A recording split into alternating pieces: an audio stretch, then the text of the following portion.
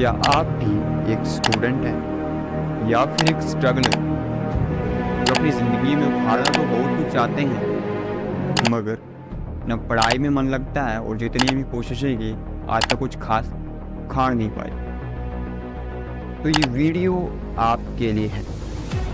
लेकिन इस वीडियो का विषय आरंभ करने से पहले मैं अपनी चंचल जनता से ये कहना चाहूँगा कि अगर आप बस 15 सेकंड की एक रील से ये सीखना चाहते हो तो ये वीडियो आपके लिए नहीं है। आप इस वीडियो को यहीं पर छोड़ सकते हो। लेकिन अगर वास्तव में आप सीखना चाहते हो, वो जानना चाहते हो तो ये वीडियो सिर्फ और सिर्फ आपके। और मैं ये भी कहना चाहूँगा कि इस वीडियो को शुरू से अंत तक देखो, एक भी पार्ट में समझ करना, क्योंकि अधूरा ज्ञान और अधूरी जानकारी बहुत हानिकारक और खतरनाक होती है लोग तो सिर्फ पूरी या देखना ही मत।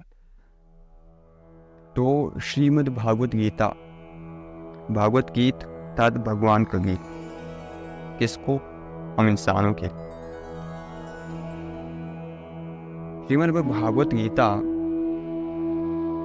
जिसमें हर पहेली, हर सवाल का जवाब दिया है, चाहे वो आज से 5000 साल पहले का हो, 1000 साल पहले का हो, या आज से 1000 साल बाद का होगा। लेकिन इस अतुलनीय अमूल्य ग्रंथ का, ज्ञान का हम अपनी ज़िंदगी में, हम अपने विद्यार्थी जीवन में, अपने संघर्षपूर्ण जीवन में कैसे प्रयोग कर सकते हैं, इसको मैंने 3 पार्ट्स या 3 पिलर्स में डिवाइड किया है। जिसमें सबसे फर्स्ट पिलर, सबसे जो पहला पॉइंट है वो है कर्म। क्योंकि कर्म ही धर्म है, कर्म ही मर्म है और कर्म ही जीवन है। इसलिए बिना शर्म के कर्म करो, क्योंकि कर्म ही पूजा है।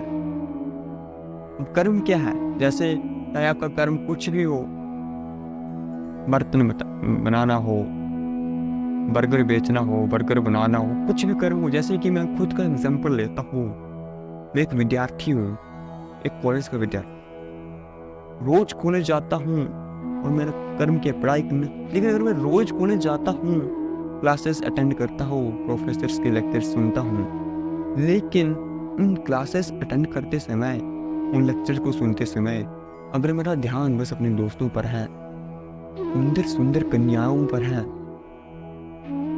और फिर वो सब करके मैं अपने घर वापस आता हूँ और घर आकर मैं धूप और अगरबत्ती जलाकर हरे राम हरे कृष्णा बोलकर ईश्वर की भक्ति करता हूँ, तो बकवास है, ये सब बकवास है।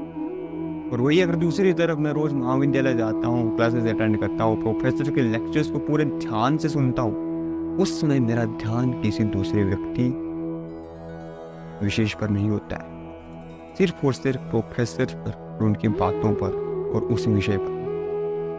और फिर चाहे मैं घर आकर धूप अगरबत्ती जलाकर भगवान की भक्ति नहीं करता हूँ, सिर्फ भगवान का मनन करता हूँ, तो वो ही पूजा है, क्योंकि कर्म ही पूजा है। और ईश्वर कहते हैं कि जय श्री राम बोलने से या हरे कृष्णा हरे राम या फिर अल्लाह या जैसे से बोलने से मैं खुश नहीं होता हूँ। मैं खुश तब होता हूँ जब कोई व्यक्ति पूरी शांति, निष्ठा और स्थिरता के साथ अपना कार्य कर, कर्म कर, शांति के साथ, शांति। और यही हमारा सेकंड पिलर या सेकंड पॉइंट है, पीस। शांति से ही स्थिरता आती है और स्थिरता से ही गतिशीलता आती है दोस्त। और जो जितना ज़्यादा स्थिर होता है वो उतना ज़्यादा गतिशील होता है। आप अपनी पृथ्वी को ही देख लो, लगती है कि स्थिर है लेकिन है तो गतिशील ना। अपने ऊपर पंखे को देख लो, जब वो अपनी पूर्ण स्पीड में होता है, गति में होता है, तो हमें लगता है स्थिर है, लेकिन होता गति में। इसलिए स्थिरता ही पूर्ण गतिशीलता है। और ईश्वर कहते हैं कि जो व्यक्ति पूर्ण शांति के साथ, स्थिरता के साथ अपने कार्य को करता है, अपने कर्म को करता है, तो मैं उस व्यक्ति का हाथ थाम लेता हूँ और फिर उस व्यक्ति को कोई भी हरा नहीं सकता है। जैसे कि महाभारत में अर्जुन का हाथ ईश्वर ने थामा था। तो आपको ये बातें तो समझ आ गई होगी कि स्थिरता या फिर शांति हमारे लिए कितनी महत्वपूर्ण है, लेकिन इस शांति प्राप्ति कैसी हो। और शांति यहाँ पर लड़की नहीं है, ये भी आपको समझ आ गई होगी। तो शांति की प्राप्ति करने के हमारे पास कई तरीके हैं, लेकिन मैं आपको 3 तरीके बताता हूँ, जिनमें सबसे पहला है सात्विक आहार।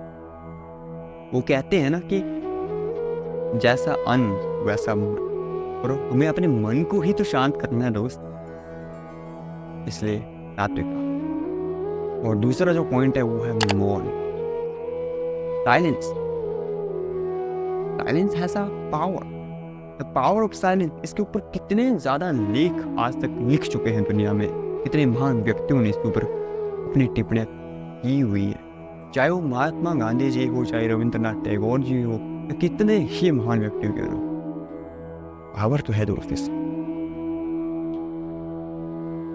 और मनन या जप, प्रेमानंद महाराज जी भी कहते हैं कि जप कीजिए, राधा कृष्ण जप कीजिए, शांति मिलेगी, व्यथा दूर होगी, पीड़ा दूर होगी। वो सच कहते हैं बिल्कुल एकदम। आप कीजिए जप, भगवान का जप नहीं कर सकते हैं तो अपने माँ बाप के नाम का जप कीजिए, माँ बाप के नाम का जप नहीं कर सकते हैं तो अपने नाम का जप कीजिए, लेकिन कीजिए जरूर, शांति मिलेगी। और तीसरा जो तरीका या पॉइंट है वो है शिष्टाचार, अर्थात जो भी आपसे बड़े हैं, जिनके प्रति आपके अंदर सम्मान है, दिल से सम्मान रखते हैं, उनके सामने आप झुकिए, उन्हें प्रणाम कीजिए।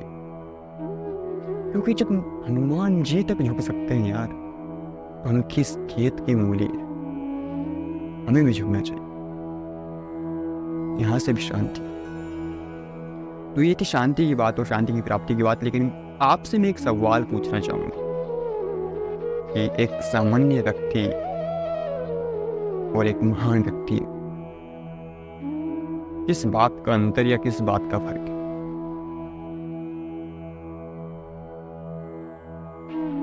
वर्तमान में जी, इस बात का फर्क। और यही हमारा थर्ड पिलर या यूं कहूं थर्ड पॉइंट है, वर्तमान में जीना।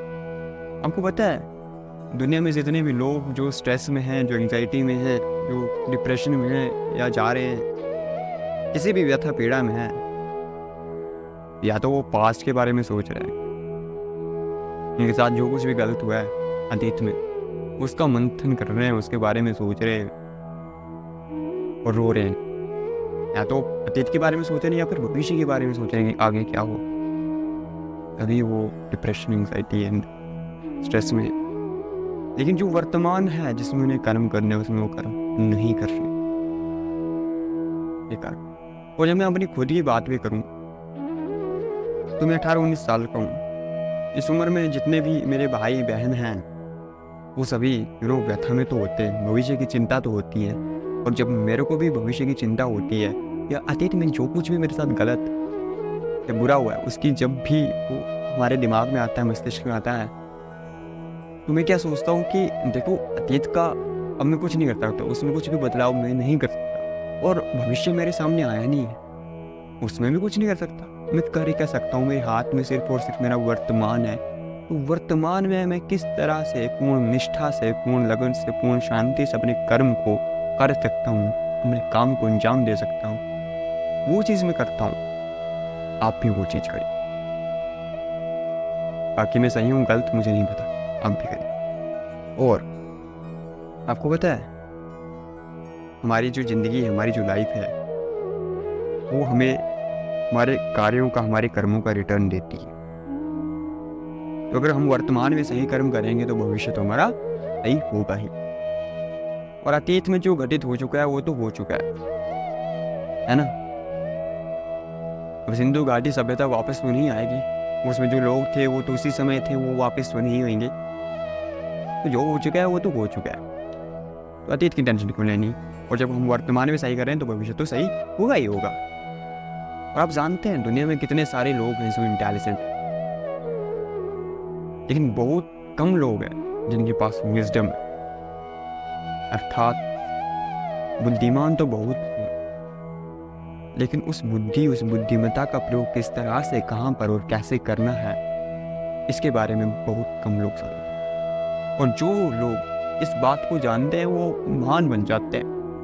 और ईश्वर कहते हैं कि जो लोग अपने कर्म को, अपने कार्य को पूर्ण निष्ठा, समर्पण, त्याग से, और स्थिरता से और शांति से करते हैं उस कार्य को, वास्तव में उस कार्य को वो इंसान नहीं कर रहा होता है, उस समय उस कार्य को ईश्वर कर रहा हो। और मैं कहना चाहूंगा कि जो इन सभी बातों को समझता है, जानता है, वो आज नहीं तो कल महान बन जाता है और इतिहास रच जाता है, और लोगों के दिलों में एक अलग जगह बना सकता है, या यूं कहूं कि अमर हो जाता है। और अगर संपूर्ण श्रीमद् भागवत गीता का सार में एक वाक्य में कहना चाहूं तो पूर्ण शांति से अपने कर्म में लीन होना, ये गीता का मूल है। So that's it for today. This is Umesh Kumar and Jai Shri Ram to all of you. धन्यवाद।